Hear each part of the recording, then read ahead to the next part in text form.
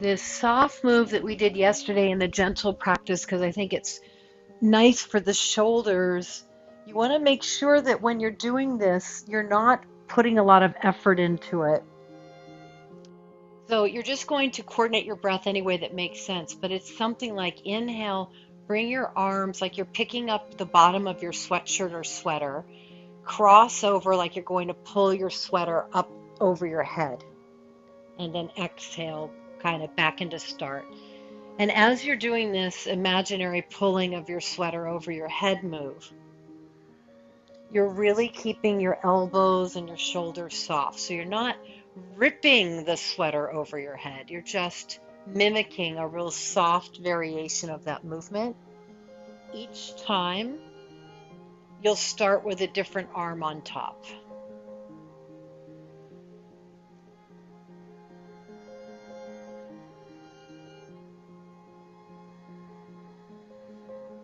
One more each side.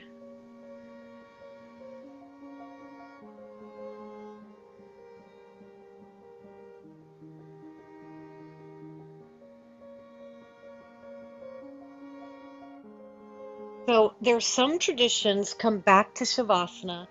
There are some traditions of yoga that don't even ask you to practice yoga on a full moon day because the theory is that your energy is lower. So you can make this practice as deep and strong as you like. You can make it as soft as you like, but keep that in mind that if you're feeling tired, I want you to think of doing a little bit less. Now, organize your legs. So you're pointing your toes forward, reaching your arms. You know this one. Inhale, arms overhead. Legs are pointing and slightly turning the top of your thighs in to widen your lower back. Exhale, lower your arms, flex your feet, and turn your head to one side.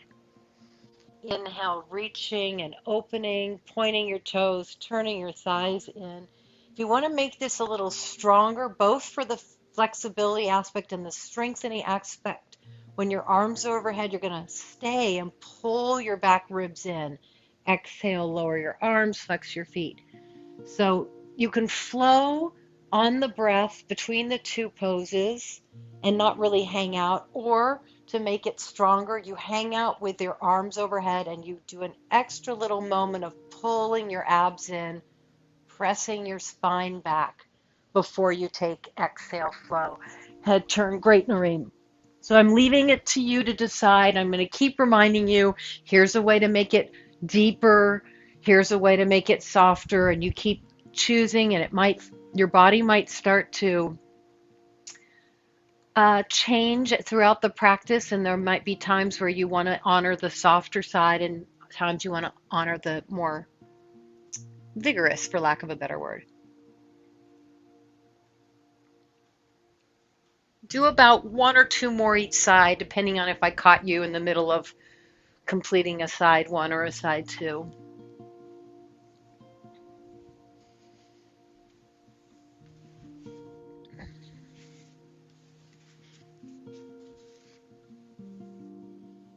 Good, Barbara.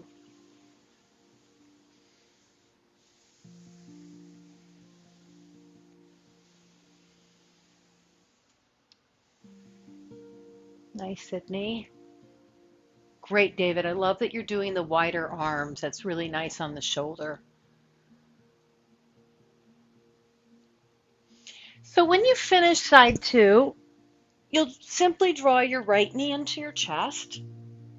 Take a few breaths, bringing your leg as close to your thigh, your thigh as close to your chest as you can.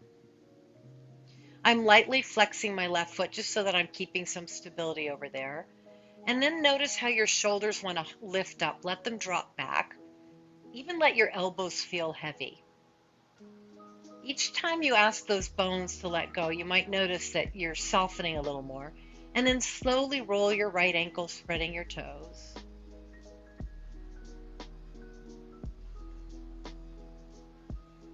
Go the other way.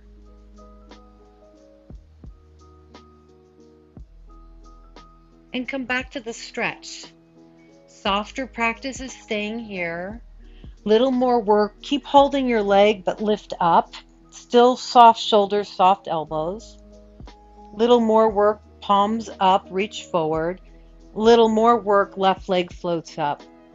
Now, you might notice that your right foot is kind of wandering over to the left. See if you can find, almost lose your right foot. If I'm talking to the lifted up people, if you see your foot, move it over so that your knee is blocking your foot.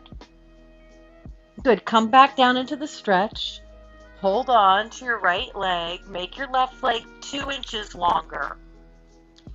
Imagine that you could make your left thigh bone through your knee, good Sid, through your ankle, through your foot, good Sandy. Make that feel, it's almost like I'm in the room with you and I'm a little bit pulling your left leg away for you, contractioning it. See if that gives you a deeper opening here. Great, Shoshana. Change legs, left knee in, right leg long. A little bit roll your right thigh in just to keep that internal rotation. Slowly roll your left ankle out. Go the other way. Good. Hold the pose. Give yourself an extra moment here to soften your hands even though they're pulling your leg. Let your elbows get heavy. Let your shoulders feel heavy. Stay in this position or lift your head up. And if you're lifting your head up, I want you to move your foot so it's in line with your knee, so it's not turning in. And not all of us can do that. If you're tightish in your hips, you may or may not be able to do what I'm asking you. And then you can reach your arms forward if you want a little more. You can hover your right leg up and turn your thigh in. And we're holding any of these variations. Couple more breaths. Grab your shin again. Come back into the stretch if you did the lifted up one and hang out for another couple breaths. You might notice that your leg feels a little more close to your chest at this point. Put your left foot down, drag your right foot in, easy lower body, inhale, arms overhead. Reaching, and again, you can make this feel a little more vigorous, even though it's not super hard yet. By when the arms go overhead, you lightly press your mid-spine into the mat or your back rib cage in. Exhale, just knees to chest. Start with only lower body. Inhale, tap down, and the more you glue the middle of your back down on both sides, if you go glue back down here, as you lower your legs, keep your back glued down. When your arms are overhead, you take an extra moment to make sure the back is kind of glued down. Not so much your lower back. And moving between the two. What I like about keeping the back glued down is that I can get really deep ab work without lifting my head. And for some of us, it's the lifting of the head that really starts to aggravate. Now, those of you who are going to lift your head, the only thing I ask, well, I'm going to ask a lot of things, but this is one of the only things. When you come up, just keep your chin a little towards the ceiling rather than bringing your chin in so that the back of your neck retains some of its natural curve. Exhale and inhale. It's also going to slightly slow the movement down, which means you'll be working a little more consciously, deeply into your abs.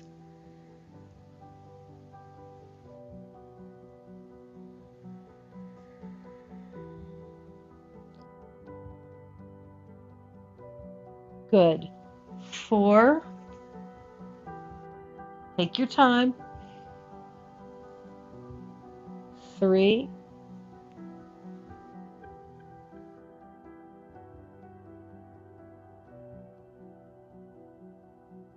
2.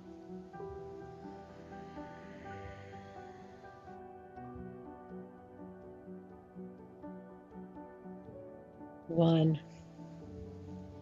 Hands stay down, feet come down, walk your shoulder blades underneath you, lift your hips a little or a lot. We've been experimenting with how high we're lifting our hips, especially in a bridge pose at the beginning of your practice. You know, I've said this 500 times, but I'm doing this more to create some strength in your hamstrings and your butt less because I want you to come into a deep back bend. So make it simple. Roll your shoulders back. Take your shoulder blades straight into the mat. Take your hands straight down, not reaching away from you, but just straight down. Glue the back of your arms straight down. So you're pressing everything into the floor. Feet press into the floor if you're ready for a little bit more work. Lift your heels up like you're squeezing a beach ball between your ankles or your knees. And then in either position with heels up or down, this is a weird one. I want you to think about this.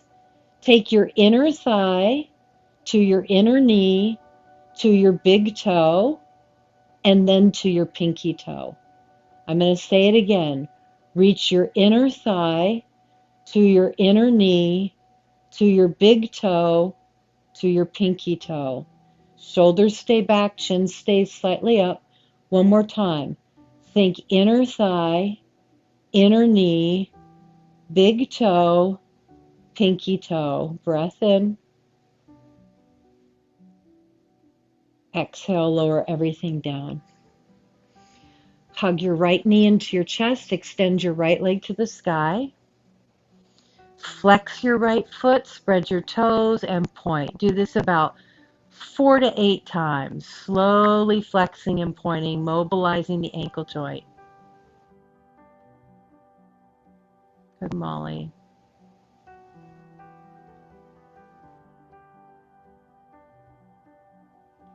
Great. Hold your foot in flexion. Take your inner right thigh to your inner right foot to your pinky toe side too. Keep that in your right leg.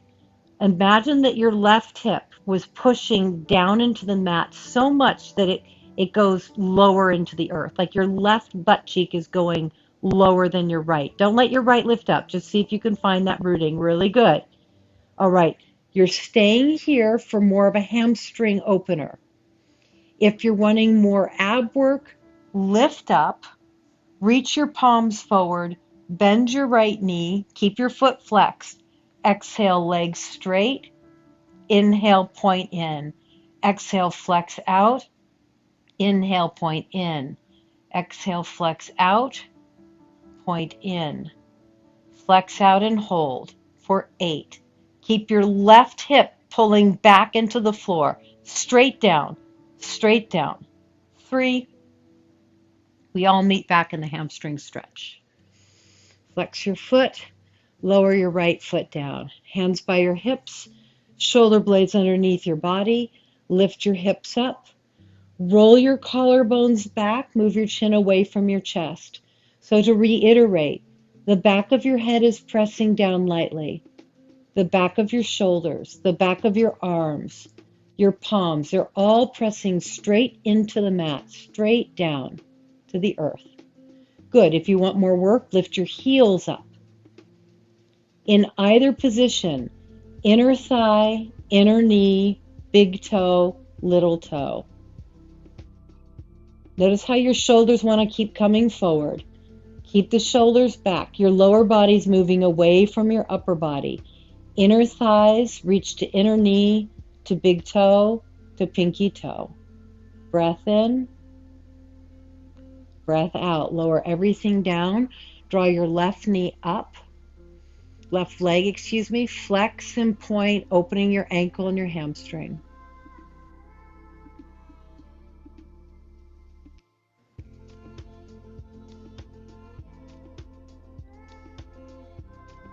Hold your flexed foot. So we're starting with the lifted leg. Inner thigh, inner knee, to your big toe, to your pinky toe. Keep that feeling in your body. Root your right hip down. Like it's going to go lower than your left hip. See if that increases the sensation of a hamstring stretch. What I'm giving you is a way to help level the pelvis. A lot of us, especially when we drive, tend to pull one hip forward, one hip back, and that can be the reason why you get low back pain, one of the reasons why you get low back pain on one side. So I'm just trying to take that out. If you're ready for the ab work, come up. Otherwise, stay in the stretch. Arms reach forward, bend your knee. Good, Penny. Reach your Heel foot out, draw your pointed foot in. Exhale, squeeze out. Inhale, point, so still working the ankle. Reach out and in, and this time we hold it for 8, 7, 6, 5. Ooh, notice how your right hip got light. Good, Stevie M. Press your right hip down as you hold, and you'll feel your abs engaged to stabilize. That's your lower back area stabilizing. Come on down. Both knees into your chest. I'm going to give you another easier flow, and then I'll invite you to do more work if you're ready. Inhale, arms overhead, point your feet to the sky. Exhale, flex and bend. Super, super soft. Inhale, point and reach, moving in and out of Viparita Karani, or sometimes it's called easy shoulder stand or waterfall. Now imagine that you're moving in water, so your elbows and your wrists are soft as you're moving here. Reach and lower. Those of you who want a soft practice, you're simply moving here on your breath, and you're going to continue moving here on your breath. Those of you who want something a little more vigorous, reach your legs to the sky. Take your thumbs overhead so that your thumbs are touching the floor. Make your middle back glue down. Flex your feet. Hold here, or lower your legs about 6 to 8 inches so you're in a kind of a lying down variation of Adho Mukha Svanasana, down dog. Hold here. If you want more work than this, reach your arms forward, turn your palms up, and lower your feet into a low boat for 8. Inner thigh, inner knee, big toe, pinky toe. I lost count. 4, 3, 2, everything back in. Exhale. Roll your head from side to side. Bring your feet down. Left leg to the left, right leg to the right.